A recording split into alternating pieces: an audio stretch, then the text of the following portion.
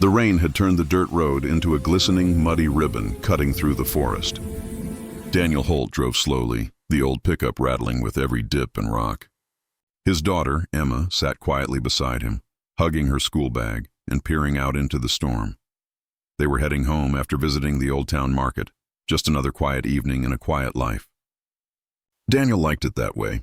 After his wife's passing 2 years ago, peace was the only thing that kept him together for Emma's sake. Lightning flashed. The forest lit up in ghostly white. That was when Daniel saw it, something lying across the road ahead. At first he thought it was an animal, maybe a deer hit by a car. But then it moved. He braked hard. "Dad?" Emma asked, clutching the dashboard. Daniel grabbed his flashlight and stepped out into the rain. The beam cut through the downpour, and what it revealed made his heart stutter. It was a girl. Or at least, she looked almost like one. Her body was pale silver, her skin marked with faint bioluminescent lines that pulsed weakly like dying embers. Her hair, if that's what it was, hung like strands of fine glass, shimmering faintly, even under the rain. Her limbs were slender, and her right side was torn open by what looked like shrapnel wounds. When Daniel knelt beside her, she turned her head, eyes opening just a sliver. They were enormous, violet and luminous. "Please," she whispered weakly, voice trembling with something more than pain. "Please, don't leave me." Daniel froze. The voice didn't just enter his ears, it vibrated inside his mind. Emma gasped from the truck. "Dad, what is that?" "I don't know," he muttered. But even as he said it, his instincts overrode everything. She wasn't a monster. She was hurt, terrified, and young. He scooped her up. Her body was frighteningly light, warm like a fever. When he carried her to the truck, Emma's eyes went wide. "You're bringing her in?" "She's bleeding.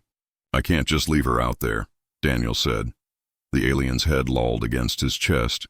Her pulse, if that's what the flicker of light beneath her skin was, dimmed and brightened in erratic rhythm. Back at the Holt farmhouse, Daniel laid the creature gently on the old couch. The rain still drummed outside as thunder rolled over the hills. He grabbed the first aid kit, though he had no idea if human medicine would work. Still, he cleaned the wounds and wrapped them in gauze. Her blood was clear, faintly luminescent, like starlight in liquid form. Emma hovered nervously by the door. "Dad, what if someone comes looking for her? Or what if she's dangerous?" "She's a person, Emma," Daniel said quietly, taping the last bandage. "Whatever she is, someone hurt her. We can't ignore that," the alien stirred. Her hand, thin, almost translucent, grasped his wrist weakly. "Thank you," she breathed, her words echoing softly in his mind. Daniel blinked. "You can understand us?" Her eyes fluttered. "Yes, I learn fast." Emma crept closer, curiosity outweighing fear. "What's your name?" The alien hesitated, then whispered, "Syrah." Syrah's recovery was slow but miraculous. Within days, the gashes along her side began to knit together. The strange glowing filaments beneath her skin brightened whenever she ate, or when Emma talked to her. Daniel found himself fixing her a place to sleep in the guest room, keeping the curtains drawn and the door locked whenever someone visited. The world beyond their little farmhouse wouldn't understand. Syrah spoke in broken English, learning faster every day. She told them she came from the wreck of a ship that had fallen somewhere deep in the forest. There had been others with her, soldiers, she said, but she didn't know if they'd survived. "Soldiers?" Daniel frowned. "You were in a war?" Syrah's eyes dimmed. "A war we didn't want. I tried to stop them from coming here." Emma was fascinated by her, asking questions at every opportunity. "Can you read minds? Can you fly? What's your planet like?" Syrah smiled faintly, her small fangs glinting. "I can share feelings, not thoughts. In my world, it was blue, like your sky, but quieter." At night, Daniel would pass her room and hear the faint hum of her energy pulsing in rhythm with her breathing. Sometimes he wondered what he'd brought into his home. But when he saw Emma laughing with her, he couldn't regret it. A week later, the world found them. Daniel was chopping wood when the first military drone flew overhead. Its red sensor light scanned the property, and a cold dread sank in his chest. By nightfall, 3 unmarked vehicles rolled up the dirt road. Men in black uniforms stepped out. Their boots sank into the mud as they approached the porch. "Daniel Holt," one of them said. "We're from the Department of Extraterrestrial Affairs." You've been harboring an unauthorized biological entity. Daniel's jaw tightened. She's hurt. She's not a threat. That's not for you to decide. Step aside.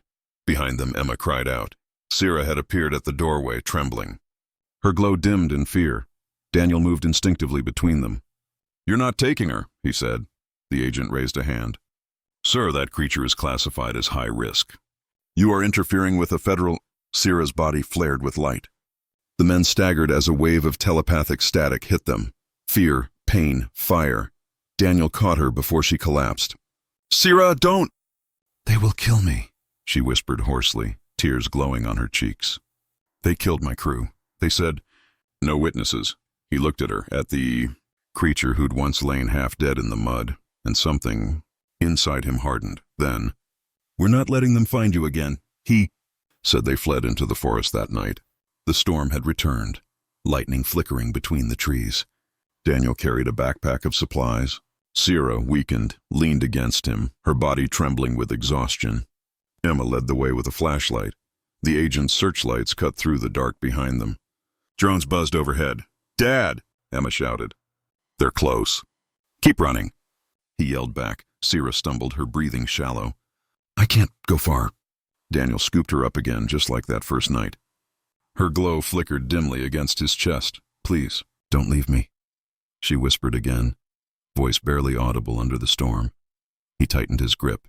I won't, I swear. They reached the clearing where the wreck lay, a broken, scorched hull half buried in the mud. Sira reached out, her trembling fingers brushing a faintly glowing panel. Beacon. Still works, she murmured. If I send signal, my people will find me. But humans will too. Daniel hesitated. If she didn't signal, she would die. If she did, it could bring more danger, maybe war. Sira looked up at him, eyes full of sorrow. I don't want to hurt your world. He looked back toward the trees where the soldiers' lights drew closer. You won't, just go home, Sira. She pressed a glowing hand to his chest.